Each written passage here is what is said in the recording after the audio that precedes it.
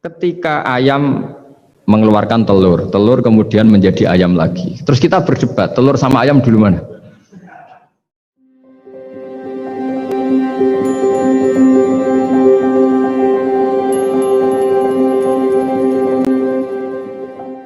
Ketika orang menyoal hukum adat yang menipu kita, adat itu sunnatullah yang kita lihat.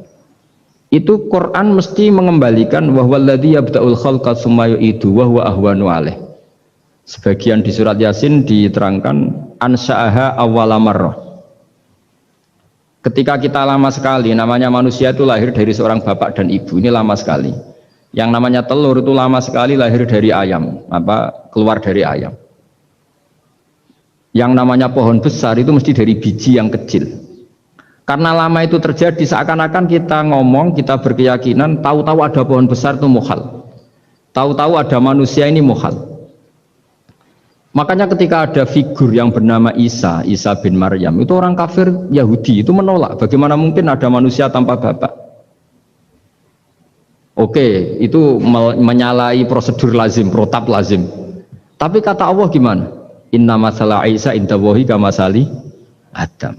Kalau Isa mukhal karena tanpa bapak, harusnya Adam lebih mukhal karena tanpa bapak, tanpa ibu. Jadi artinya apa? Allah tetap mengingatkan bahwa kudroh saya yang pertama itu menjadikan semuanya mungkin tanpa perangkat adat. Maka kitab ini yang saya baca ini, milik Sayyid Husain Afandi ini, itu menjelaskan bahwa hukum adat itu menipu. Saya ulang lagi, hukum adat itu menipu. Ketika ayam mengeluarkan telur, telur kemudian menjadi ayam lagi. Terus kita berdebat, telur sama ayam dulu mana? Menurut Anda milih mana? Milih apa? Telur. Kalau ini, yang kubu sebelah ini.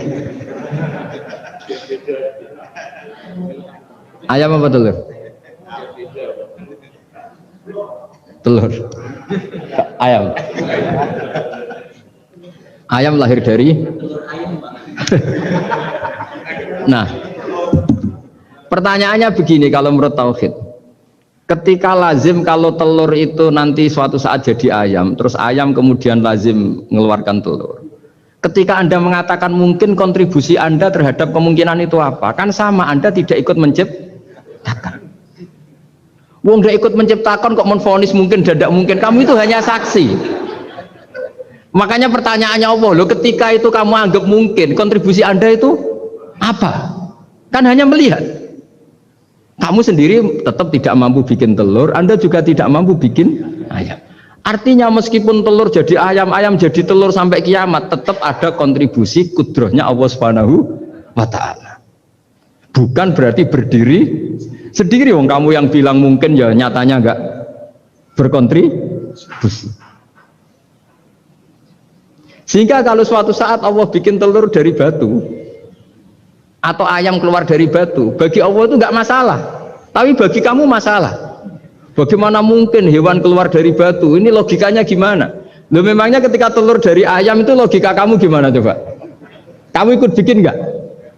Nah ini di sini pentingnya mukjizat. Akhirnya Allah bikin mukjizat, ada satu onta besar keluar dari batu, yaitu mukjizat Nabi Kamu memasalahkan, ini gimana onta kok keluar dari batu? Lalu kalau Allah tanya kamu, gimana telur keluar dari ayam? Loh ini biasa Gusti mungkin, memangnya kamu bisa?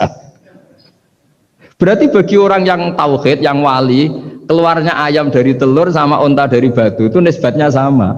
Sama-sama semuanya di luar kontribusi kita. Kenapa yang satu kamu katakan mungkin, yang satu kamu katakan tidak mungkin? Toh kamu sama-sama tidak terlibat.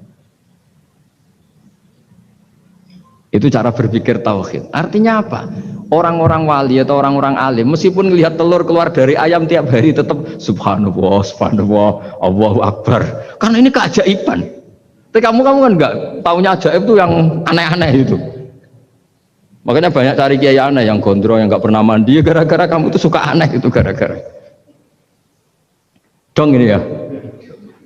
Dong itu tahu ya. Jadi mbok sesering apapun alam raya ini ada siklusnya, biji jadi pohon, pohon kemudian mengeluarkan buah, buah ada biji, semuanya yang berkontribusi hanya kudrohnya Allah Ta'ala. tidak mengikat Allah. Allah bisa bikin tanpa itu semua. Makanya Allah selalu memperbarui mukjizatnya, termasuk ada onta besar keluar dari batu, yaitu mukjizatnya Nabi Soleh. Kamu nggak boleh menyoal ini mukhal gimana? Karena itu nggak mungkin, ukuran nggak mungkin apa? Kamu nggak bisa bikin kan? Sama telur keluar dari ayam kamu bisa bikin? Sama-sama enggak. Nah di sini pentingnya ngaji ya. Makanya Allah ngendikan innallaha la yastahyi ayyadriba masalam ma ba'udatan fama fawqah. Allah itu tidak malu bikin contoh nyamuk. Karena nyamuk ini mukjizat yang besar. Sudah hewannya kecil, di situ ada ususnya. Ususnya ada uratnya. Coba kalau kamu bikin nyamuk itu. Kalau yang santri agak nakal itu ya ada alat kelaminnya, ada uratnya. Coba jenengan bayangkan nyamuk kecil kan? Itu ada uratnya enggak? Ada ususnya ada uratnya. Uratnya ada bakterinya. Pusing kan kamu? Jadi sebetulnya ayat Allah yang dasar itu bukan dinosaurus tapi nyamuk. Bikin uratnya dinosaurus masih gampang, hewannya besar paling uratnya segini.